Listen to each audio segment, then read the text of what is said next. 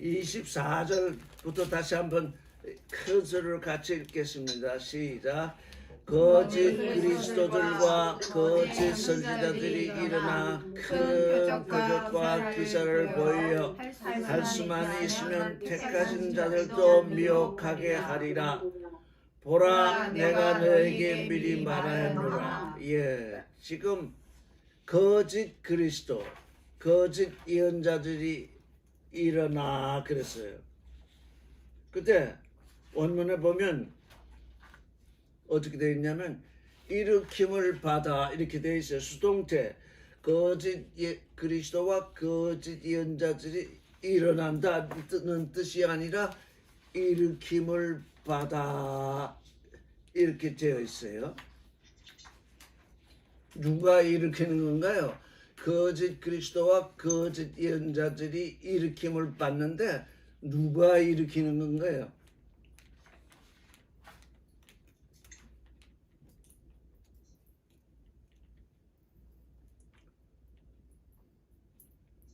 이걸 원하는 사람들이 일으켜요. 뭘? 큰 징조와 큰 기사. 징조와 기사 이렇게 읽어야 돼요. 성경이 표적과 기사 뭐 여러 가지로 징표 뭐 이런 걸로 자꾸 번역이 되어 있어가지고 우리가 지금 말씀을 보는 눈이 자꾸 흐려져요. 징조는 하나님이 우리에게 보여주시는 그 구원을 알게 하는 그 일이 징조예요. 근데 또 기사, 기이한 볼거리는 그거 참 기이하다. 그건 정말 기적이다. 이러면서 사람들이 그렇게 느끼게 되면 거기서 구원을 볼 수가 없어요. 그 기사, 그 한 사건에 대해서 참으로 기이하다, 참으로 이상하다라고만 느낄 뿐 거기로 그 일에서 하나님께로부터 오는 구원을 볼 수 없는 그 일, 그걸 기사라고 그러는데 또 다른 데서는 이 기사를 기적이라 이렇게 또 번역하기도 해요. 그래서 징조와 기사 이게 두 개가 아니고 하나예요. 이걸 잘 알아야 돼요. 모세가 이스라엘을 이 애굽에서 인도해낼 때 하나님께서 모세에게 10가지 재앙을 애굽에 내렸어요. 그런데 그 10가지 재앙이 이스라엘 사람에게는 구원의 징조예요. 이 징조를 통해서 너희가 하나님께 구원되는 그 징조를 보라 해서 그게 이스라엘에게는 징조가 되고 애굽 사람에게는 그게 아무런 징조가 될 수 없어요. 아무것도 알 수 없고 그거는 기사예요. 그냥 놀라운 일이 벌어지고 있어요. 그들에게는 아무 구원의 징조가 되지 않아요. 그래서 이 징조와 기사는 한 사건의 양면이에요. 이거 분명히 알아야 돼요. 한 사건의 뭐라고요? 양면이에요. 여기 거짓 그리스도들과 거짓 예언자들이 어떤 큰 일을 행했다고 할 때에 하나님의 아들들은 거기서 뭘 보게 돼요? 거기서 구원의 징조를 보지 않아요. 저 사람들이 지금 사람들을 멸망시키는 기사를 행하고 있구나 이렇게 보게 돼요. 그런데 종교인들은 거기서 뭘 봐요? 와, 저기에 구원이 있구나.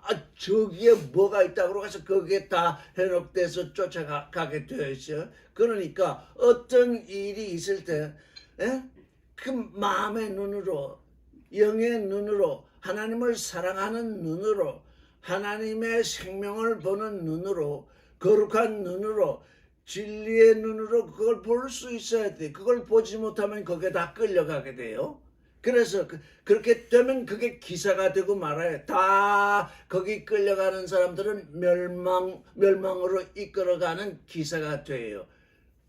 그거 잘 아셔야 돼요. 이 징조와 기사 이거 분별할 줄 모르면 어떤 이들에게는 징조가 되고 어떤 에게는 기사가 돼요. 저거는 사람으로 하여금 멸망으로 이끌어가게 하는 것이니까 저건 본질적으로 기사다. 그러면 그렇게 생각하는 그에게는 이미 하나님으로부터 온 징조를 받고 있어요. 근데 그걸 분간할 줄 모르면 거짓 예수 그리스도들과 거짓 예언자들이 일어나서 큰 징조와 기사를 보이는데 뭘 할 수만 있으면 뭐 다른 사람들은 둘째치고 이 세상 사람들 뭐 모르는 사람들은 다 유혹되겠는데 할 수만 있으면 어떤 사람들 택하신 하나님께 택함을 받은 자까지도 미혹되게 한대요. 그러니까 우리의 눈 영의 눈이 얼마나 필요하냐 그것을 볼 수 있어야 돼요. 그래서 이 사람들이 일으킴을 받는데 일어나가 아니라 일으킴을 받는데 이 사람들이 뭘 원하나요? 이제 이 세상 사람들이 이 세상 사람들은 그냥 지금도 다 그러는데 이 세상 사람들은 영웅을 원해. 영웅. 와, 그 사람은 그 일을 했다더라. 이렇게 다 지금 마음속에 영웅을 원하는 그 심리가 있기 때문에 누가 뭘 했다 그러면 나는 그를 영웅으로 삼고자 하는 심리가 발동을 한다고요. 그러니까 누가 일으키는 거예요? 대중들이 거짓 그리스도와 거짓 예언자를 일으키는 거예요. 그들의 마음속에 있는 욕심으로 말미암아서 이건 일어나가 아니라 일으킴을 받는다는 뜻이에요.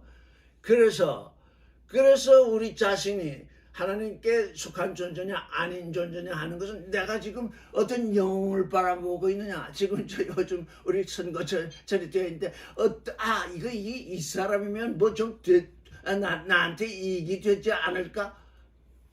그걸 다 기대하면서 거기에 몰려들잖아요. 하나님의 아들들은 그렇지 않아요.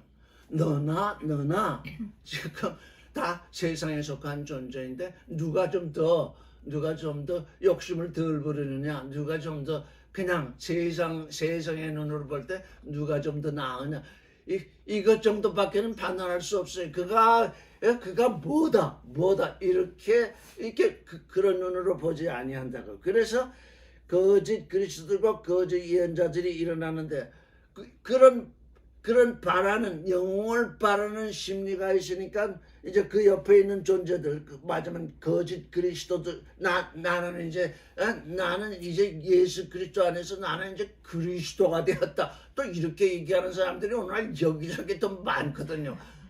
그래서 거기서 이렇게 보니까 그 사람이 뭔가 행하는 것 같고 뭔가 내게 유익을 주는 것 같고 하니까 그 사람이 이제 선전을 하게 되는 거예요. 여기 그리스도가 있다. 네?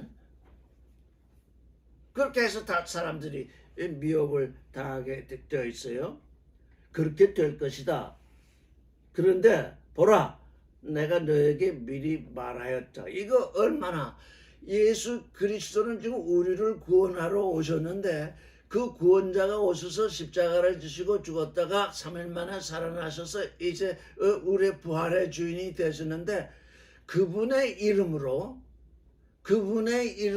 온대요. 거짓 그리스도가 그분의 이름으로. 그러니까 여러분이 뭘 바라야 되느냐? 종교인이 돼서는 안 돼요. 종교인이 되면 전부 미혹되고 말아요. 욕심과 선악 지식을 따라서 사는 게 종교이니까 요즘 그런 일이 신문에 많이 나고 있대요. 저 높은 산에 있는 절에 들어가려면 뭐 통행료와 뭐 입장료를 내는데 돈이 김선달이냐 뭐 그런 얘기를 해가지고 지금 그런 얘기들 지금 많이 나오고 있어요. 보라, 내가 너에게 미리 말했다. 미리 말했는데도 너희가 대부분이 그렇게 될 거라는 거예요 지금. 왜? 그 믿음이 하나님의 아들이 주는 믿음이 아니기 때문이에요. 나의 나됨을 이루는 믿음이 아니기 때문이에요.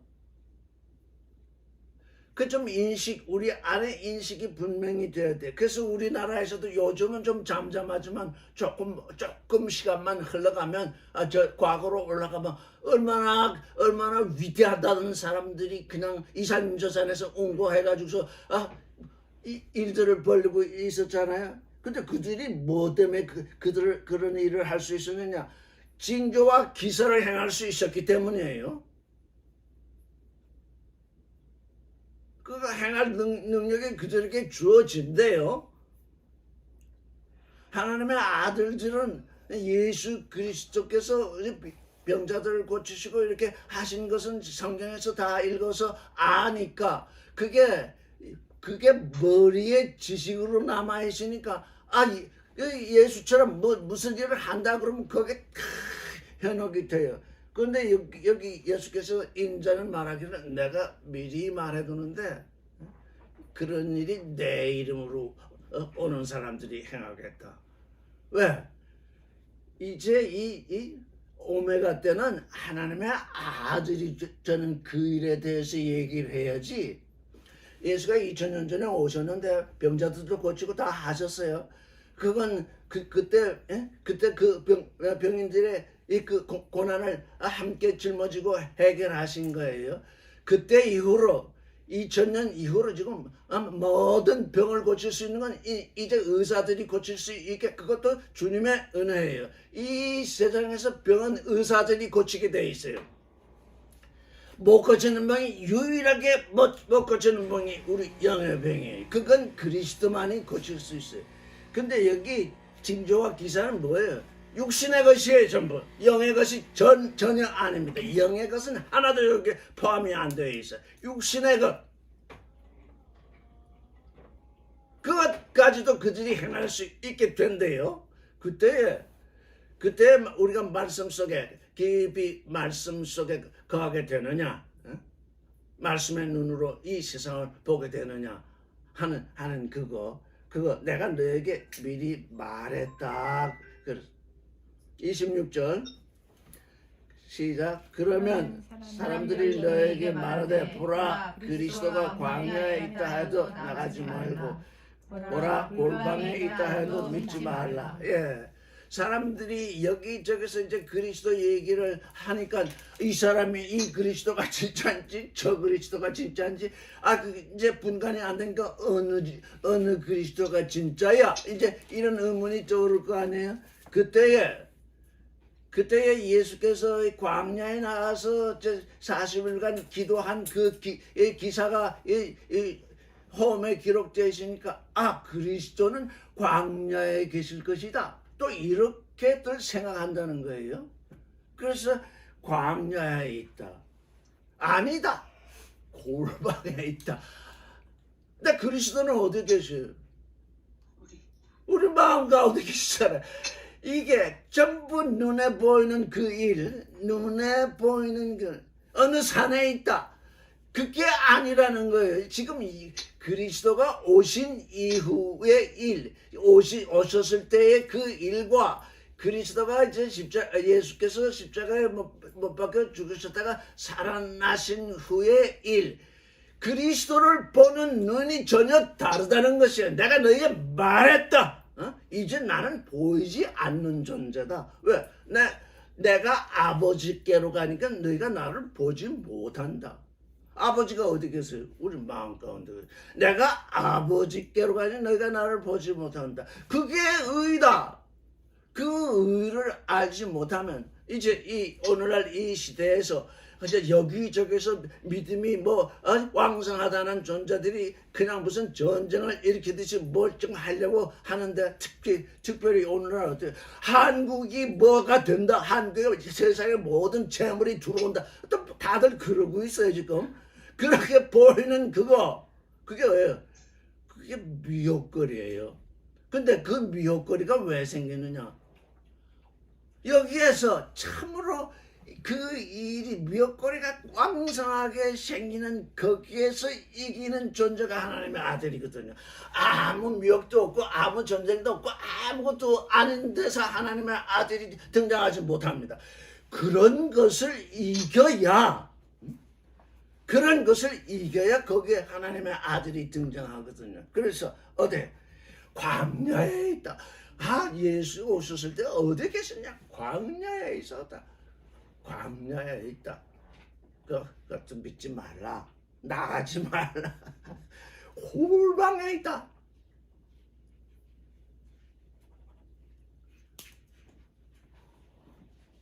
해도 믿지 말라. 요즘 신문에 자주 신문이 나는데 나라를 위한 기도를 해야 된다. 그냥 대문짝만하게. 그게 뭐예요? 그 골방에 있다는 얘기잖아요. 우리 마음 가운데 와 계신 그분을 만나야 모노게네스, 하나님의 말씀으로 말미암아서 하나님과 단독으로 마주 서 있는 단독의 아들, 그게 되는 것은 우리 마음 안에서 이루어지잖아요. 오늘 오기 전에 예수의 마리아 탄생을 잠시 생각해 보세요. 예수께서 전혀 마리아에게 탄생되셨잖아요. 그거 가지고 지금도 사람들이 그게 진짜냐 가짜냐, 그게 이렇게 얘기를 하는데 그게 뭐예요? 하나님이 전혀 마리아를 통해서 예수를 낳게 한 건 징조라고요. 무슨 징조? 그게 징조라고요. 실상은 따로 있어요. 실상은 어디에 있냐?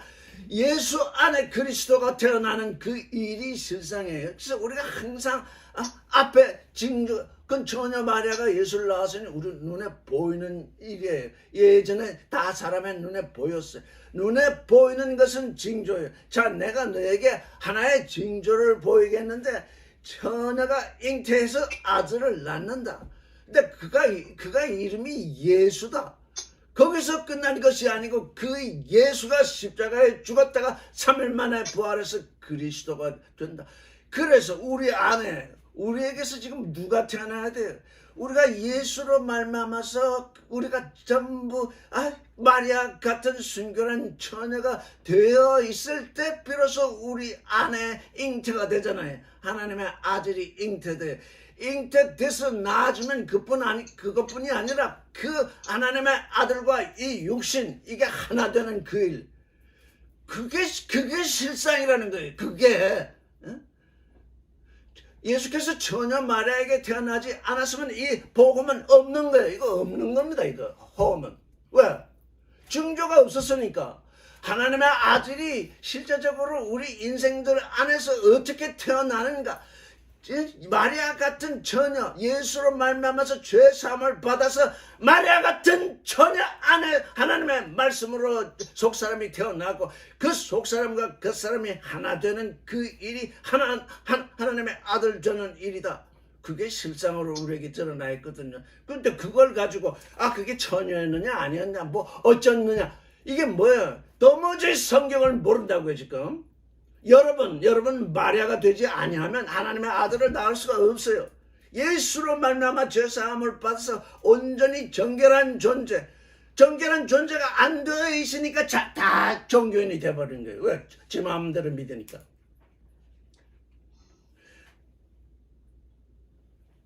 전사가 얘기하기를 하나님의 말씀은 능치 못함이 없다, 이렇게 이제 마리아에게 얘기하니까 주의 말씀대로 되어지이다. 그게 순결한 처녀가 되는 거예요. 마리아 안에도 세상 생각이 있었는데 천사로 말미암아 주의 말씀대로 되어지이다. 이렇게 주의 여정연이 주의 말씀대로 되어지이다. 이제 정말 마리아는 순결한 처녀가 되었어요. 그때 이제 그에게 잉태가 일어난 거예요. 그게 징조예요. 마리아에게 드러난 게.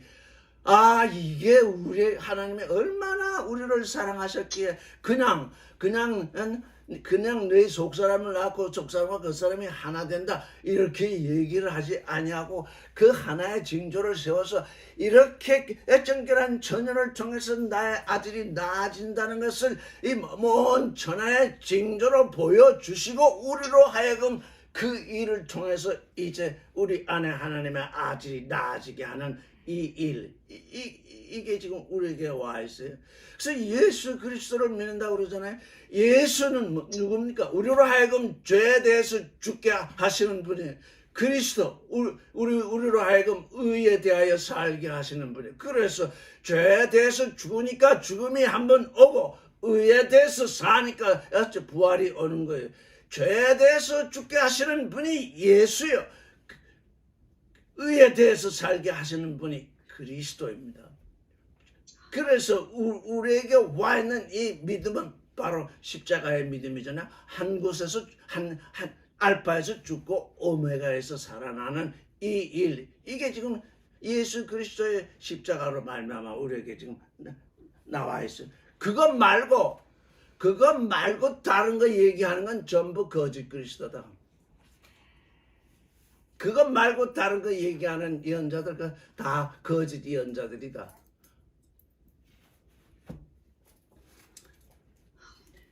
27절 읽겠습니다. 시작. 번개가 동편에서 나서 서편까지 번쩍인 것 같이 인자의 임함도 그러하리라. 여기 인자의 임함, 그게 파루시아입니다. 파루시아. 파라가 옆이라는 뜻입니다. 루시아는 에임이라는 동사. 옆에 계신다. 그리스도가 내 옆에 계신다. 나와 함께 계신다. 그리스도가 나와 함께 계시는 그 일은 어떻게 일어나느냐? 번개가 동편에서 나서 서편까지 번쩍인 것 같이 인자의 임함도 그러하리라. 번개빛이 1초에 지구를 몇 바퀴 돌, 7바퀴 반 돌잖아요. 1초에.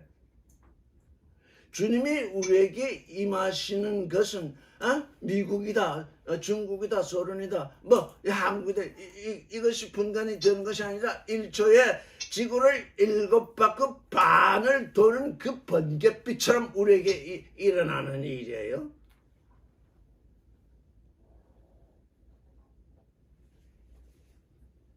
그게 믿음으로 말미암아서 우리에게 일어나는 일이에요. 28절. 죽음이 있는 것에는 독수리들이 모일지니라. 이게 무슨 말일까요? 죽음이 있는 곳에는 독수리들이 모인다. 죽음이 뭐죠? 여기 죽음이라 이렇게 표시되어 있는데 죽음이 아닙니다. 죽음이 아니고 죽음, 즉 말하면 시체입니다. 시체가 있는 데는 독수리들이 모임을 받는데 여기도 수동태예요. 시체가 있으면 시체의 냄새가 퍼져서 독수리들을 모이게 한대요. 왜? 그 시체를 어떻게 하려고요? 뜯어 먹으려고요.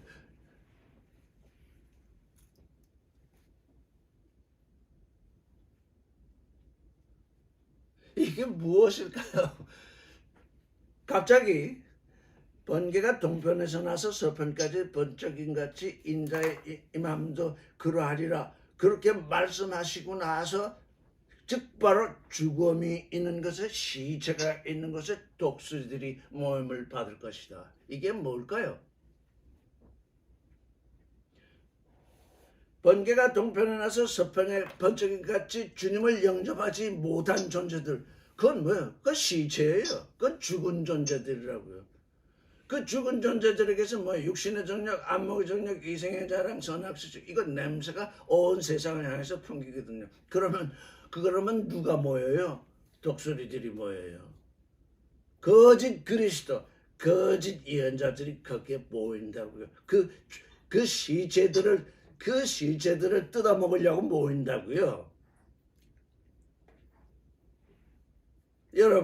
여러분 자신이 지금 시체이기를 원합니까? 하나님의 아들이기를 원합니까? 하나님의 아들. 번개가 동편에서 나서 서편까지 번쩍이는 것 같이 우리 주 예수 그리스도를 말씀을 듣는 순간 탁 영접이 되면 주 예수 그리스도를 나의 주로 영접이 되는 그 순간은 번개가 동편에서 나서 서편까지 번쩍이는 그 순간이거든요. 그런 영접이 되지 아니한 존재들은 뭐예요? 다 시체라는 거예요. 왜? 하나님께 대하여 죽어 있기 때문에. 그래서 종교인이 된다는 게 얼마나 위험스러운 일이겠습니까? 육신으로는 살아있는데 주님의 눈에는 시체라는 거예요. 내 육신은 살아있는데 주님의 눈에 지금 시체로 있다면 내 주변에 지금 뭐가 모여든다는 거예요? 독수리들이 지금 나를 뜯어먹으러 지금 모인다는 거예요. 여러분 주변에 지금 독수리들이 지금 득식을 거리고 있지 않나요?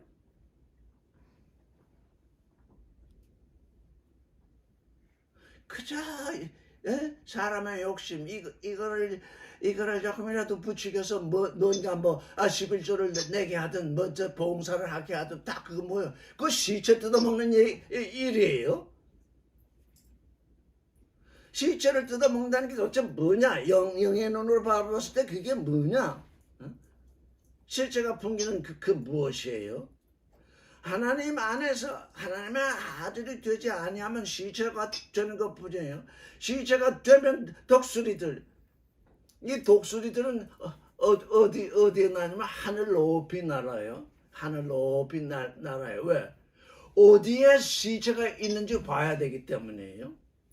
이 독수리들이 하늘 높이 나는 이유는 어디에 먹거리가 있나, 어디에 지금 내가 뜯어먹을 시체가 있나, 그거 보러 하늘 높이 날고 있는. 하늘을 향해서 나는 독수리는 그 하늘을 향해서 나는 독수리는 그건 초월의 독수리인데, 그거 말고 하늘을 날고는 있는데, 이거 중요해. 하늘을 날아요. 거짓 그리스도, 거짓 예언자 어디를 날고 있어요? 하늘 중간을 날고 있어요. 하늘의 문이 열려서 하늘로 들어가지는 못하고 하늘을 날고 있어요. 이게 종교 안에서 이루어지는 아주 해괴한 일이거든. 그들이 하늘을 난다고요. 징조를 행하고 기사를 행한다고요. 왜? 하늘을 나니까. 근데 그들의 목적이 뭐냐? 시체 뜯어먹는 거예요. 이거 우리가 이 말씀을 통해서 알 수 있어야 돼요. 진짜 지금 내게 원하는 것이 뭐냐? 하나님이 내게 원하시는 것이 뭐냐? 아들 되는 것이다. 아들 되는 게 뭘 어떻게 해야 되느냐? 나를 하나님께 맡겨드리는 것이다. 제가 늘 얘기해줘. 진술의 순간, 우리가 육신을 쓰고 살고 있기 때문에 육신의 일을 하지 않을 수 없어요. 그런데 어떤 순간이 와요. 진실의 순간. 내가 지금 독수리의 먹거리가 되느냐, 주 예수께 속한 존재냐, 그거 스스로 나를 판단할 수 있는 순간이 내게 온다고요. 그때 내가 누구에게 나를 맡겨주느냐?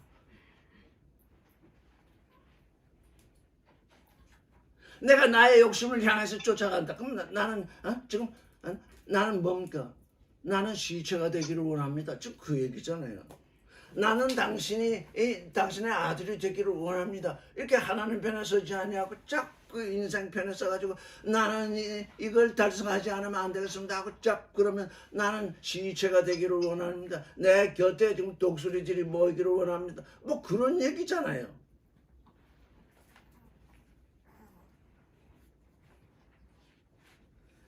29절을 읽겠습니다. 시작. 그 환난 난 후에 즉시 해가 어두워지며 달이 빛을 내지 아니하며 별들이 하늘에서 떨어지며 하늘의 권능들이 흔들리리라. 그 환난 후에 해는 뭡니까? 우리의 사랑을 징조하잖아요. 달은 뭡니까? 믿음을 징조하잖아요. 빛은 별은 뭡니까? 이제 소망을 징조하잖아요. 이것들이 다 해가 어두워지고 달이 빛을 내지 아니하고 별들이 하늘에서 떨어지고 하늘의 권능들이 흔들린대. 누구 안에서? 하나님의 아들들 안에서 이루어지는 일이 아니라 이제 시체가 되는 그들 안에서 이루어지는 거예요. 그냥 단박에 죽으면 좋겠지만 또 그것도 아니에요. 왜? 다 믿는다고 했잖아요. 그리스도를 믿는다고 해왔으니까 그 환난의 날 후에 어떻게 되느냐? 사랑이 떨어지고 믿음이 떨어지고 소망의 별들이 떨어지고 하늘의 권능들이 다 흔들린대요. 그러니까 우리가 하나님께 대하여 죽은 존재로 나아가느냐, 하나님을 향해서 지금 산 존재로 나아가느냐, 그게 우리에게 지금 우리 앞에 지금 앞으로가 아닙니다. 지금 이 순간 여기에 우리 앞에 다가와 있는 일이죠. 30절 그때에 인자의 징조가 하늘에서 보이겠고 그때 땅의 모든 족속들이 통곡하며 그들이 인자가 구름을 타고 그 능력과 큰 영광으로 오는 것을 보리라. 인자의 징조, 그거 참 희한하죠. 해가 어두워지고 달이 빛을 내지 않고 별들이 떨어지고 하늘의 권능들이 흔들릴 때에 그럴 때에 인자의 징조가 보인대요. 한쪽에서 이제 멸망당할 존재들이 멸망되는 그 일이 일어날 때에 비로소 인자, 하나님의 아들의 징조, 인자는 예수 그리스도를 말하지만 그 사람의 그 아들을 본받은 또 그의 제자들, 그를 믿는 존재들, 인자들, 그때 인자의 징조가 하늘에서 우리 마음에서, 그러니까 항상 이게 대비되는 거예요. 한쪽에서는 무너져 내리는데 한쪽에서 무너져 내리는 그것 때문에 더욱더 인자의 징조가 더 선명하게 보여지는, 한쪽은 무너져 내리는데 한쪽은 하나님의 아들이 되는 그 일이 드러나니까 얼마나 대비되겠어요? 인자의 징조가 하늘에서 보이겠고 여러분 각자의 마음에서 인자가 지금 내 안에 있다고 하는 그 징조, 그게 보이겠고 그때 땅의 모든 족속들이, 땅의 족속들, 하늘에 속한 하늘의 사람들이 아니라 땅의 족속들이 통곡을 하며 그들이 인자가 구름을 타고 능력과 영광으로 오는 것을, 여기 구름을 타고, 지금 사람들이 이 성경 번역에 구름을 타고로 번역이 되어 있기 때문에 구름과 함께입니다. 구름과 함께. 여기 구름 위에 요한계시록을 보면은 인자 같은 이가 구름 위에 앉아 계세요. 이 구름이 누구냐? 그게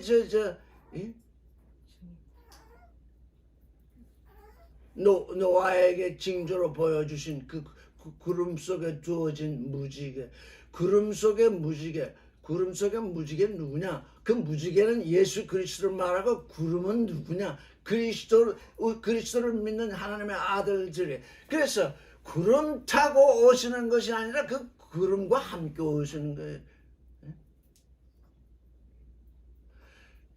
그래서 오늘 사람들이 구름 타고 오시는 예수를 바라보고, 어떤 사람들은 또 어느 날 몇 년도 며칠 구름 타고 오신다고 또 스스로 예언을 했고는 산에 올라가서 아무리 구름 타고 오시는 예수를 기다려봐도 오시지 않으니까 아마 내가 날이 틀렸는가 보다. 그러는 또 일들이 벌어지잖아요. 구름이 누구예요? 우리 자신이, 예수 그리스도의 몸이 된 우리 자신. 그때 모든 족속들이, 땅에 속한 족속, 구름이 되지 못한 족속들이 인자가 구름과 함께 올 때의 능력과 영광을 것을 보게 되리라. 31절을 읽겠습니다. 시작. 저가 큰 나팔 소리와 함께 천사들을 보내리니 저희가 그 택하신 자들을 하늘 이 끝에서 저 끝까지 사방에서 모으리라. 큰 나팔 소리, 우리에게서 지금 나팔 소리가 나가야 돼. 큰 나팔 소리. 지금 예수 오신 지 지금 이제 3,000년에 접어들었잖아요. 3,000년에 지금 22년이니까 벌써 22년이라는 시간이 흘러갔잖아요. 제가 늘 얘기하죠. 주께는 하루가 천년 같고 천년이 하루 같다. 사도 베드로가 얘기했잖아요. 주님이 우리를 바라보시는 그 긍휼의 눈으로 보면 지나간 2000년은 이틀이에요. 그래서 늘 말하죠. 주님이 십자가에 못 박혀 죽었다가 제3일에 살아나시잖아요. 부활하신 주님이 제3일에 살아나시기 때문에 우리 크로노스의 시대로 볼 때는 지금 우리가 지금 제3일째 접어들었어요. 제3일째. 이제 참으로 부활하신 주님이 우리에게 지금 부활하신 그리스도로 오실 때가 지금 이 시대, 이 3,000년 시대가 지금 제3일째다. 지나간 2000년이 이틀이요. 지금 우리가 처해 있는 이 천년대가 하루다. 그러니 우리는 이 하루를 어떻게 살아야 돼? 이 하루를 천년처럼 살아야 돼요. 이 하루 우리가 오늘 하루 이 하루를 가이로스의 천년처럼 사는 존재가 될 때 그리스도께서 부활하신 그리스도의 존재가 우리 안에서 지금 이렇게 드러나게 되잖아요. 정말 나의 나됨이 이루어지게 되잖아요. 그 나팔 소리와 함께 천사들 요한계시록에 보면 요한이 뒤에서 나오는 나팔 소리를 들었잖아요. 부활하신 주님이 이제 이 2000년 동안 각사 종교인들의 마음 가운데서 종교인들 안에서 다 죽어 계셨잖아요. 부활절을 2000년 동안 부활절을 지켜왔지만 그들 안에서 부활하신 그리스도가 역사하지 못했잖아요. 그 죽은 예수가 그 안에 있었잖아요. 이제 그분이 부활하시면 부활하신 그리스도가 우리 안에 등장해야 되잖아요. 우리는 부활절을 지키는 존재가 아니라 우리가 예수 안에서 죽고 그리스도 안에서 부활하는 참 부활의 존재가 되어야 되잖아요. 그 나팔 소리가 들린대요. 천사들을 보내리니 저희가 그 택하신 자 아무나 모이는 것이 아니라 택하신 자를 모인대요. 우리가 예수 그리스도를 믿는데 지금 오늘날 상태를 보면 참 기이한 게 예수를 믿는데 다 예수를 믿는다고 하잖아요. 그런데 예수를 믿는데 난 하나님의 아들이 되겠습니다 하고 그걸 택한 존재는 아주 희귀하거든요. 나는 예수를 믿고 이 땅에서 잘 먹고 잘 살다가 천국에 가겠습니다 하는 사람은 많은데 나는 하나님의 아들이 되겠습니다 하는 선택한 사람은 적다고요. 그 택한 사람들을 부르신대요. 그래야 하나님께 택함을 받는다. 나의 택함과 하나님의 택하심이 맞장을 하나님은 나를 택하고 싶은데 나는 하나님의 아들이 되겠습니다 하지 않고 있으니 어떻게 택하시겠어요? 부르심을 받은 사람은 많은데 모든 사람들은 다 오라. 그래서 다 왔어요. 알거나 모르거나 와서 예수를 믿는다고 해요. 그 말씀을 자꾸 듣고 이제 예수를 믿다 보니까 예수를 믿는다고 하는 것은 하나님의 아들, 죄에 대해서 죽고 의에 대해서 사는 아들이 되는 그 일이구나. 그게 왔기 때문에 나는 그 일을 택합니다. 나 아들 되기를 원합니다. 이렇게 해야 하나님이 택하실 거 아니에요? 나는 그거하고는 아무 상관은 없습니다. 그래서 종교인으로 있지 말라고 하는 얘기가 뭡니까? 이게 나팔 소리입니다. 종교인으로 있지 마세요. 그래서 우리가 해야 할 얘기는 뭡니까? 이제 종교인의 시대는 지나갔다. 하나님의 아들의 시대가 지금 우리에게 다가와 있는데 그래서 종교인으로 있는 존재들에게 먼저 말씀이 전파되는 건 그들이 예수 믿는다고 하기 때문에 이게요. 예수 믿는다고 하고 교회 나가고 자꾸 설교 듣고 하니까 그나마 말씀을 듣는다고 하니까 그들에게 먼저 말할 수밖에 없어요. 너희는 지금 시체가 되겠느냐? 너는 시체가 돼서 독수리들을 모으려고 하느냐? 아니면 그리스도를 영접하는 존재가 되겠느냐? 이거 딱 둘로 나뉘잖아요.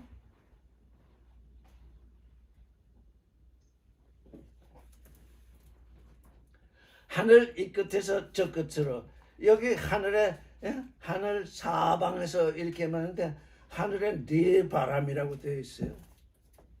그 테살은 안에만 하늘에 네 바람, 하늘에 네 바람. 그래서 이 바람이 뭘 건데 항상 넷으로 등장하잖아요. 하나님의 모습이 생명이요, 사랑이요, 거룩이요, 진리요. 이렇게 우리가 사람들을 쳐다보면 성경을 통해서 보면 요한사도는 어쩐지 사랑이 뭐랄까 사랑이 어떻게 됐달까요? 요한사도는 뭔지 모르지만 하여간 사랑 덩어리인 것 같고 베드로를 보면 뭔지 뭐랄까 믿음 덩어리인 것 같아. 그러니까 뭐예요?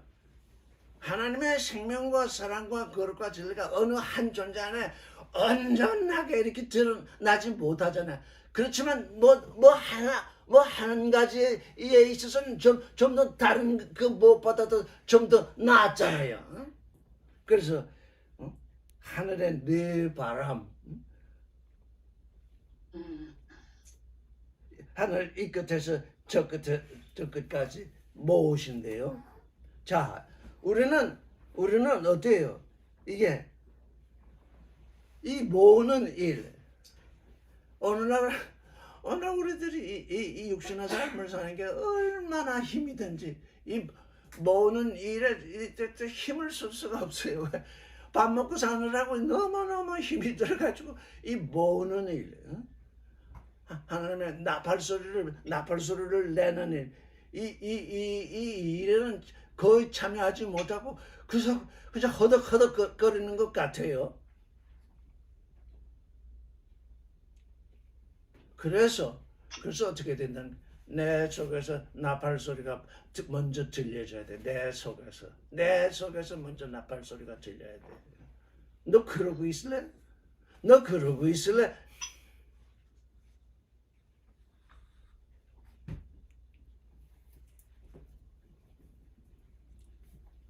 (32절을) 읽겠습니다. 무화과 나무의 비유를 배우라. 그 가지가 연하여지고 잎사귀를 내면 여름이 가까운 줄을 아나니 이와 같이 너희도 이 모든 일을 보거든 인자가 가까이 문 앞에 이른 줄을 알라. 무화과 나무의 비유를 배우라.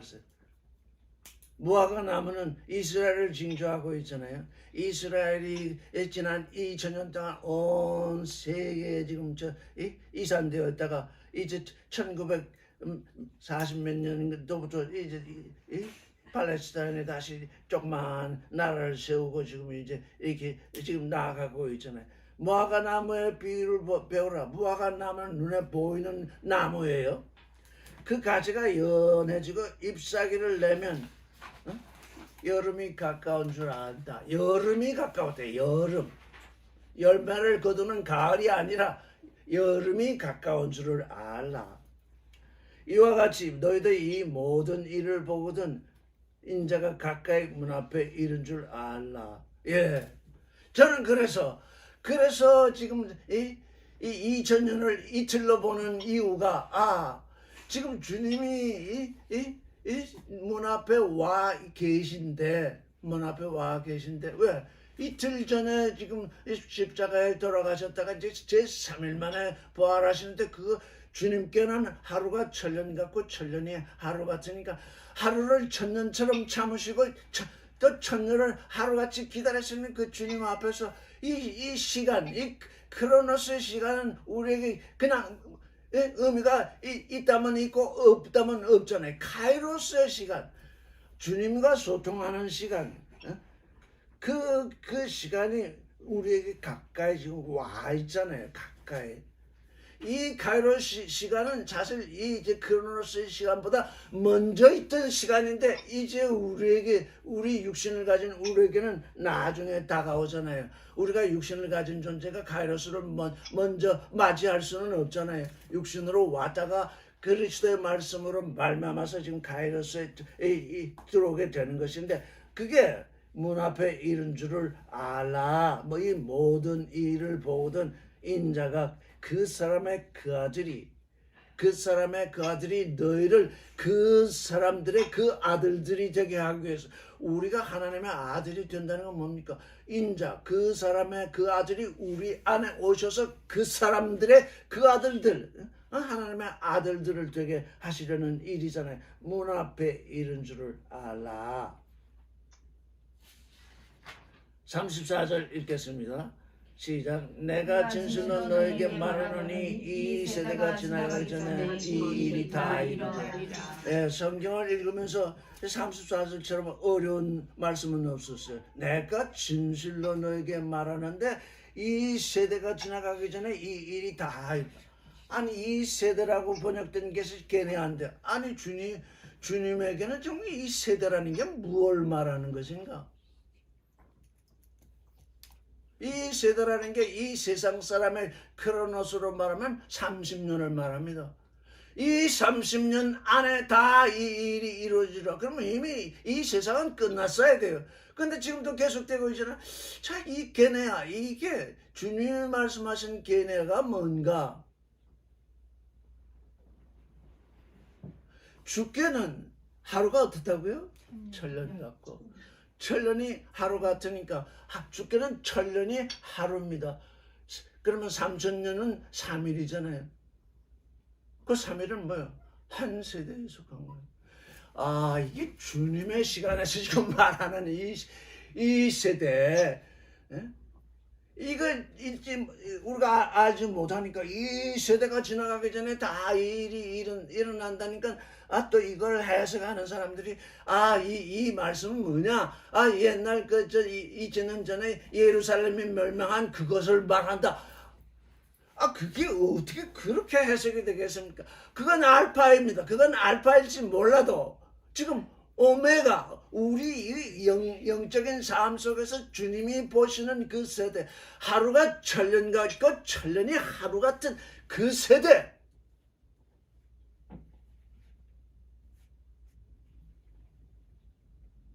다 일이 이루어진대요.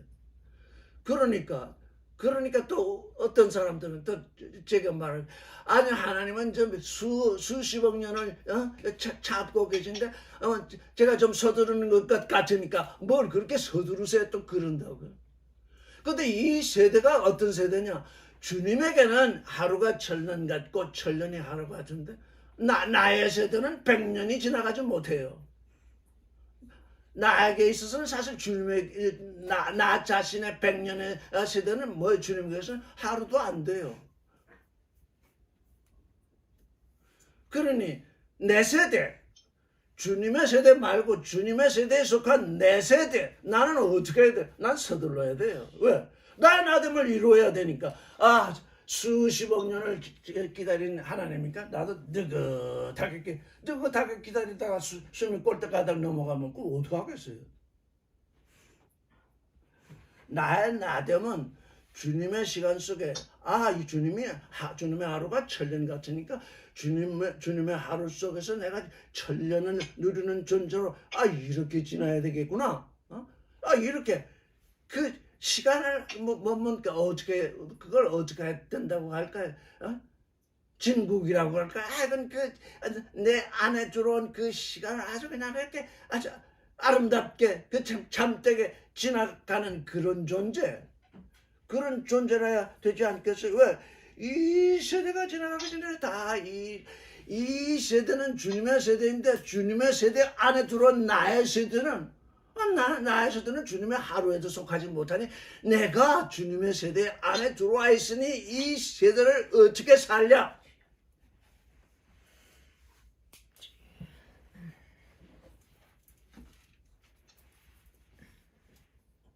(35절을) 읽겠습니다.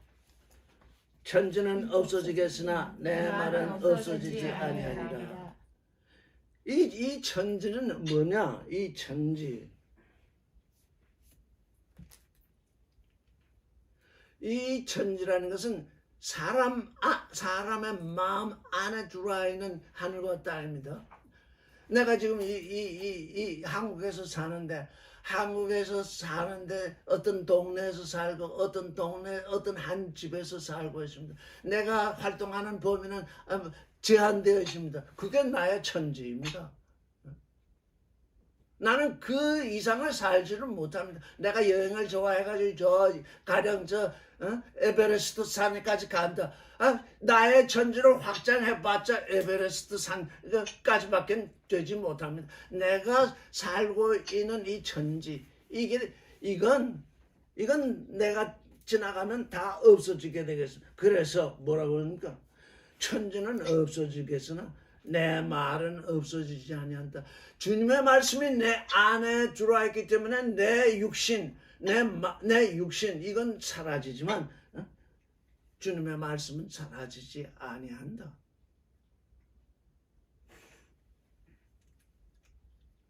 그런데 어떻다는 겁니까? 36절. 그러나 그 날과 그때는 아무도 모르노니 하늘의 전사들도 아들도 모르고 오직 아버지만 아시느니라.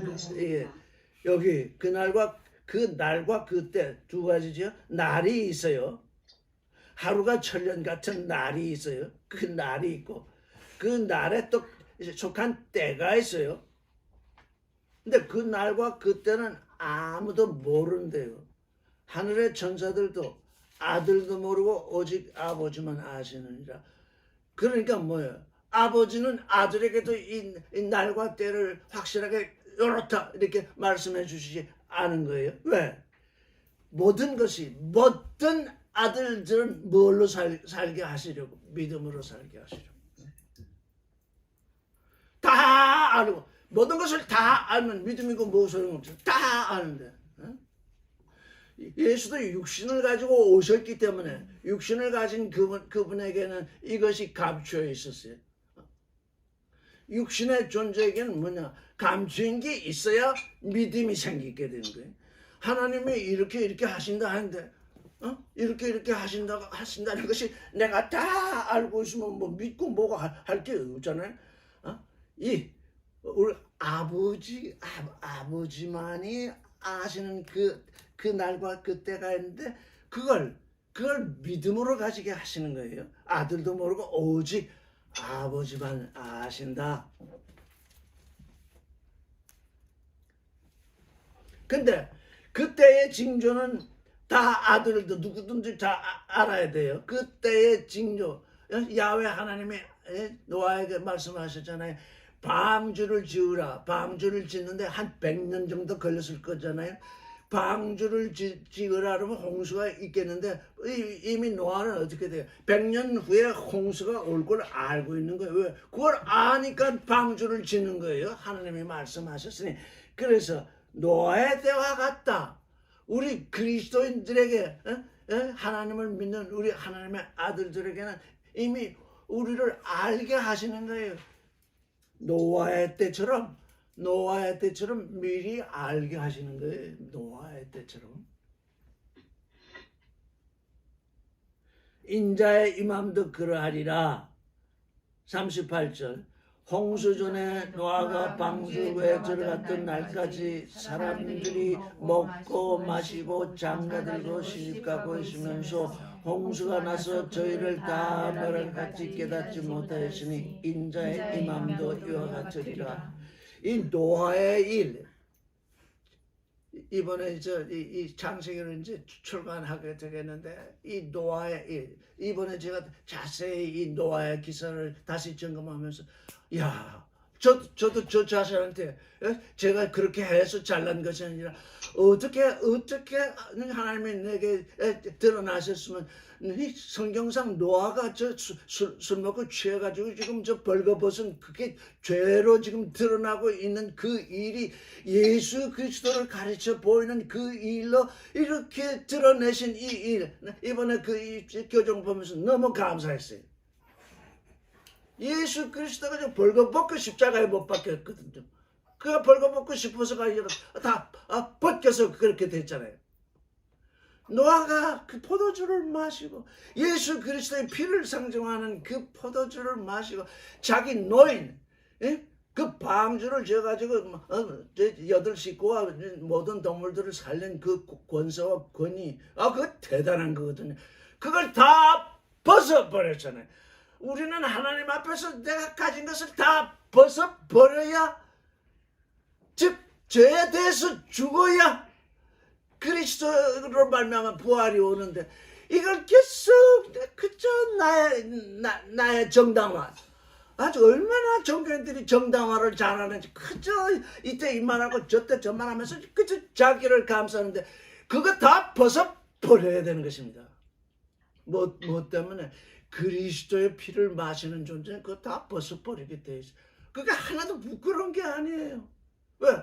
그 하나님은 우리를 하여금 벗어버려야 부활의 실존으로 우리에게 새 옷으로 입히는데 그게 안 되는 거예요. 지금 우리에게서 그게 안 돼요. 홍수가 나서 어떻게 사람들이 먹고 마신대요. 요즘 다 다 먹고 마시죠. 거짓 그리스도와 거짓 예언자들이 와서 하는 일 중에 제일 으뜸가는 일이 뭡니까? 먹고 마시는 일이에요. 육신의 음식을 먹고 마실 뿐만 아니라 교리를 먹고 마셔요. 내가 그리스도다, 내가 예언자다 그러면서 그걸 그냥 잔뜩 먹고 마시고 장가들고 시집가요.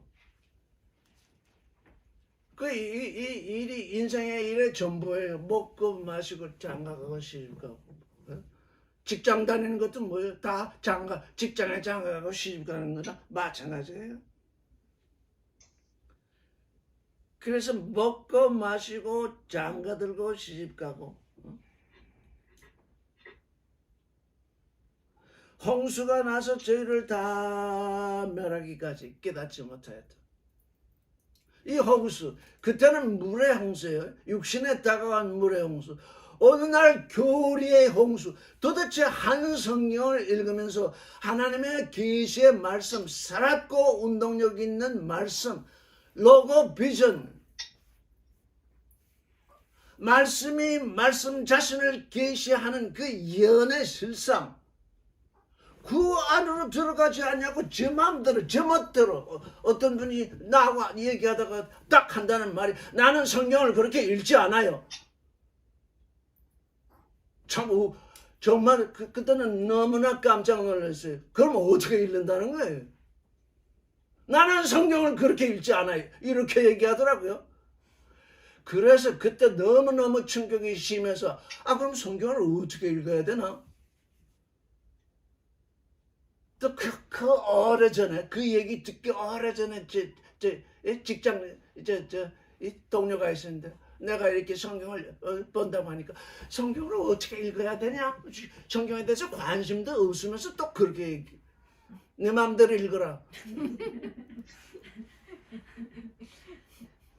근데 그 두 얘기 성경을 어떻게 읽냐?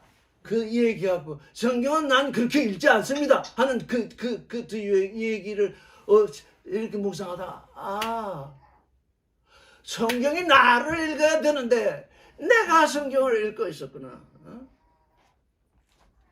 말씀이 계시로 말미암아서 나를 읽어야 되는데 그래서 예수님의 말씀에 더욱더 관심을 기울이게 된다. 뭐냐? 뭐 성경 율법에 무엇이 기록되어 있느냐? 그게 첫째예요. 그런데 그걸 너는 어떻게 읽느냐? 무엇이 기록되어 있냐? 우리 눈으로 여기 성경에 기록되어 있는 거, 우리 눈으로 읽는 건 누구든지 눈이 있으니까 그건 쓰여 있는 대로 읽을 수밖에 없어요.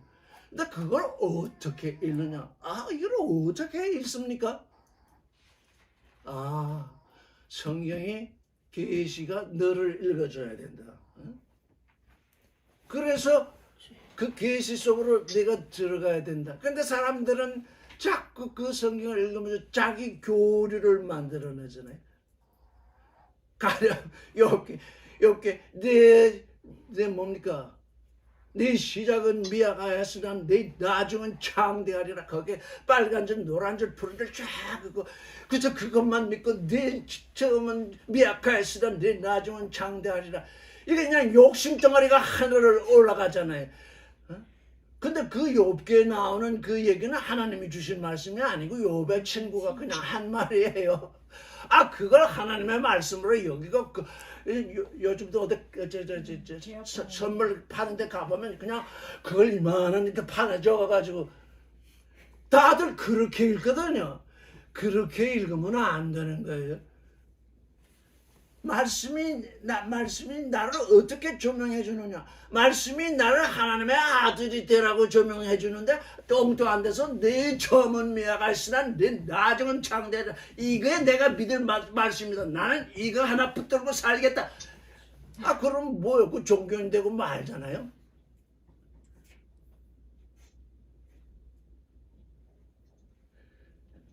그래서 이 성경에 이렇게 쭉 이렇게 말씀이 나와 있을 때 그걸 어떻게 읽느냐? 다 멸하기까지 깨닫지 못했대요. 저 교리의 홍수, 요즘 얼마나 교리뿐만 아니라 이 세상의 저 사조의 다 지금 이 세상 사조의 홍수에 지금 다 빠져가지고 사실 허우적거리고 있어요 지금. 그런데 그런 왜 우리는 노아가 방주를 지은 것은 노아 자신이 방주이기 때문에 우리가 그걸 알아야 돼. 노아가 방주를 짓게 된 것은 노아 자신이 방주이기 때문에 노아 안에 있는 그 인간의 모든 속성들이 노아를 방주를 해서 노아가 지금 그 하나님께 지금 합당한 존재로 되어 있잖아. 그래서 그를 통해서 방주를 지어서 이게 여덟 식구와 이 모든 생물이 살아난 것처럼 방주가 된 존재. 근데 방주는 들어갈 때가 있고 나올 때가 있어요.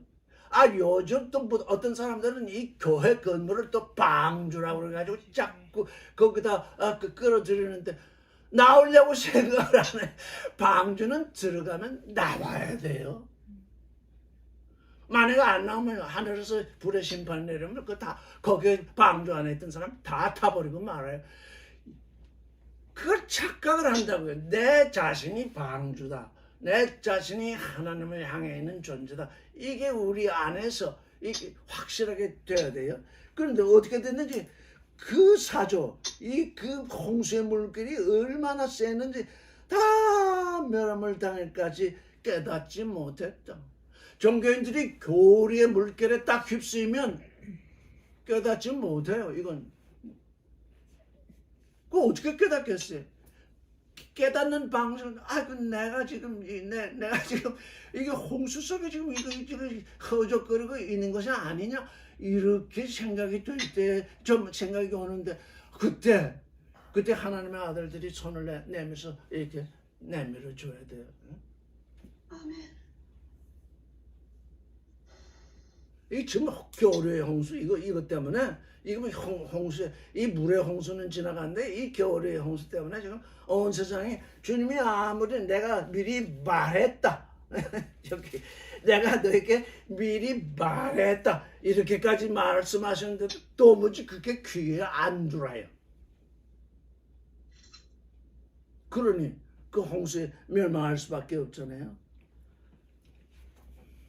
40절을 읽겠습니다. 시작. 그때에 두 사람이 밭에 있음에 하나는 데려감을 당하고 하나는 버림을 당하고. 예, 두 사람이 밭에 있대요. 두 사람이 뭐 같이 밭을 갈았거나 하여간 동료거나 했을 겁니다. 그런데 하나는 하나님의 아들이요, 하나는 시체가 될 존재잖아요. 그래서 두 사람이 밭에 있었는데 하나는 제레감을 당하고 하나는 버려둠을 당한대요. 시체가 되도록 버려둠을 당한대요. 왜요? 시체니까요. 이게 우리가 육신으로 살아있으니까 시체가 아닌 것처럼 보이지만 하나님의 눈에는 이미 우리가 죽은 존재이거든요. 그래서 내가 죽은 존재니까 죽은 대로 있거라. 그래서 남겨두신대요. 하나님께 살아있는 존재는 하나님께 제레감을 당한대요. 자, 오늘은 여기까지 40절 다음 시간에 다시 보겠어요. 그러니 이렇게 둘이 함께 있었는데 하나는 죄감을 당하고 하나는 버림을 당해도 그게 깨닫지 못한대. 그 일이 또 무엇인지 깨닫지를 못한대요. 그래서 우리는 영 안에서 생명 안에서 정말로 깨어 있어야 돼요. 근데 이게 깨어 있는 게 쉬운 일이 아니잖아요. 왜? 육신의 사조 이게 오늘날 얼마나 엄청나게 지금 우리를 몰아오고 있어요. 근데 이 육신의 사조를 가만히 또 우리가 관찰해 보면 지금 요즘 정보통신 기술의 발달로서 지금 방 안에 있어도 온 세상에서 일어나는 일을 다 알 수 있잖아요. 내가 한 방 안에 앉아 있으면서도 세상에서 일어나는 일을 실시간으로 다 알 수가 있어요. 이건 뭐예요? 이건 시간과 공간이 우리 육신에 의해서 지금 극복되고 있잖아요. 그것이 이 시간과 공간을 초월하는 일은 아니에요. 지금 우리는 영과 진리 안에서 하나님 안에서 이 시간과 공간이 초월되는 하나님의 아들을 지향하고 있는데 이 육신의 일도 얼마나 엄청난지 시간과 공간이 조금씩 극복되고 있어요. 그러나 거기 끝이 있어요. 그래서 저는 이 육신의 일도 지금 하나님이 행하시는 그 일에 지금 다가가려고 참으로 무던히도 좀 애를 쓰고 있구나 하는 걸 우리가 알 수 있어요. 알 수 있음과 동시에 이 일은 하나님의 행하시는 그 일을 우리 육신의 눈으로도 바라보게 하는 그 징조가 되는구나. 이것도 또한 알 수가 있어요. 네, 오늘 여기까지 말씀드리겠습니다.